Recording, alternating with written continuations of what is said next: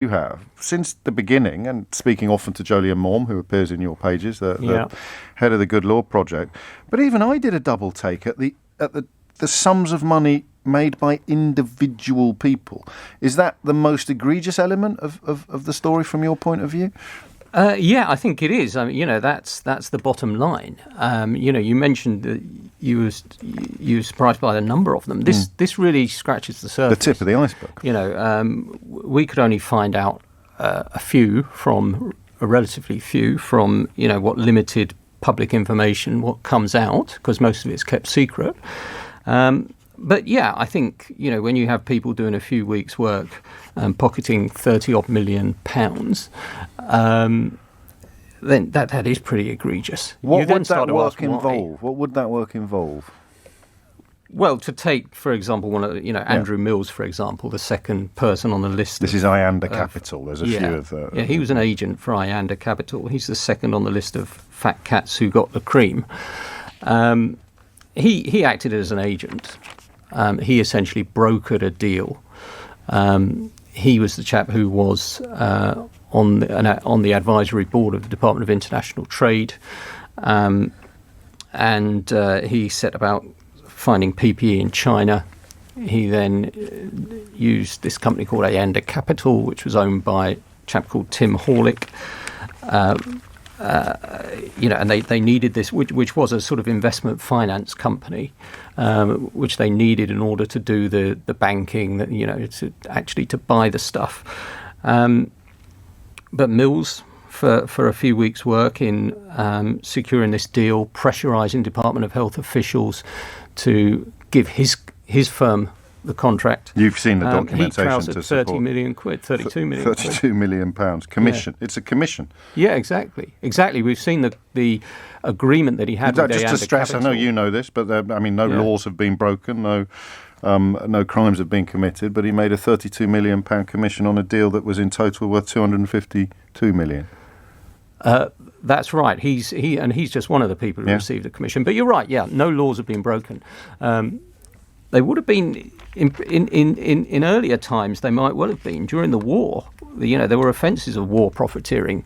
So there has been a distaste for profiteering in times of national crisis, which has put it into the criminal realm before, but of course now it doesn't, and you can just fill your boots, really. And as you say, this is the tip of a particularly ugly iceberg. When did you start on this then? Because it's a detailed and comprehensive supplement, a special report. When did you start and why?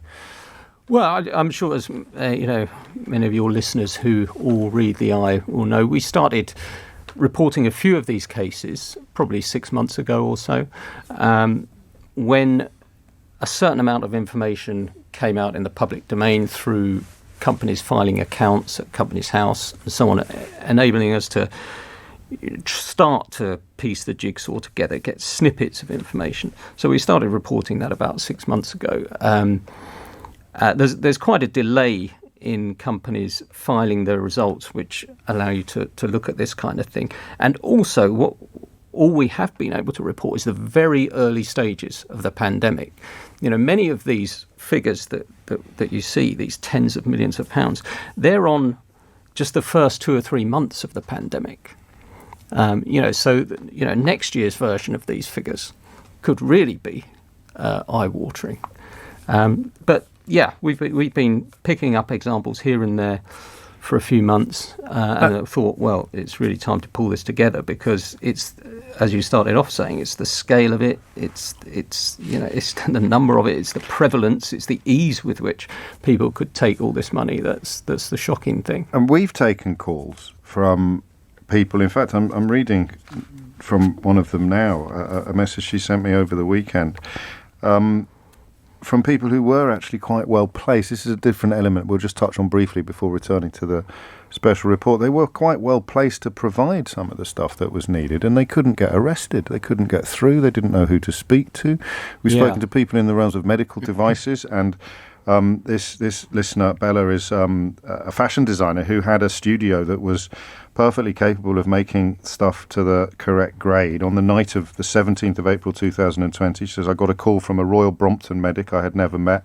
She said the gown situation at her trust was dire, and she asked if I could make them gowns. She had the fabric specs and said infection control would help me with development. They needed them ASAP, and that's when she started a crowdfunder that we helped her with. But the main points of contact, following my application, I got a call asking for more details. I was told I would be added to a catalogue of potential providers, and they would get in touch if they accepted my offer. I never heard from them again. So there's two things going on here. There's a question mark hanging over the margins and the sums of money involved, but also the access. Yeah, and I think those questions do come together really, because the privileged access that was given to certain people with certain contacts, was all about getting orders in as quickly as possible from people and perhaps who officials felt they could trust. They wanted to keep control of it. But that same process in ushering that stuff in so quickly from those people also failed to ask questions about price and costs.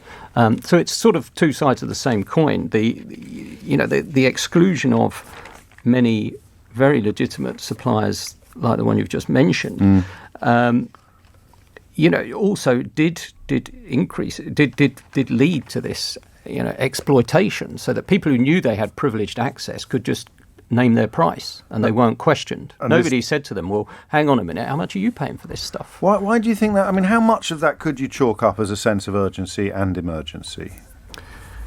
I know I'm sort of leading you into the realms of speculation rather than data, which is more your comfort zone. No, let's speculate. The government was in the, it was in the ultimate, I wouldn't start from here if I were you situation back in March last year. And it had somehow to streamline a process for getting vast amounts of PPE in. And it very quickly set up this high priority lane, which favoured many of these individuals. I think it clearly presented a bias towards people with the right connections, usually with Tory parliamentarians or other senior officials, and allowed them to get contracts at incredible prices with nobody checking their prices. I think that needs a really thorough review by the public spending watchdogs, by the National Audit Office and the Public Accounts Committee. Was that a legitimate thing to do? Did the benefits in terms of getting vast amounts of PPE outweigh the costs in terms of the excess price, the disadvantage that it's almost a rhetorical question looking at some of the numbers, but it's still one that would be good to answer it with all the numbers and with all the statistics. Richard, I'm just going to take a quick break. After that, if I know you've said that, I don't know if anyone's going to want to ring in and ask any questions. But some people have been following events very, very closely. Some people have been invested in them, as I've just shared with you. So if you do want to put something to Richard Brooks, you're more than welcome to do so on 0345 6060 973. But I'm supremely confident I've got more than enough questions to keep things ticking over until Sheila Fogarty gets here. But that number once again is 0345 6060 973. And we'll return after the break with, I think probably I'll pick my favourites, for want of a better word, when it comes to an astonishing transformation of fortunes for some of these companies that were, barely bubbling along before the pandemic hit, and yet came out of it with tens of millions of pounds worth of profits. And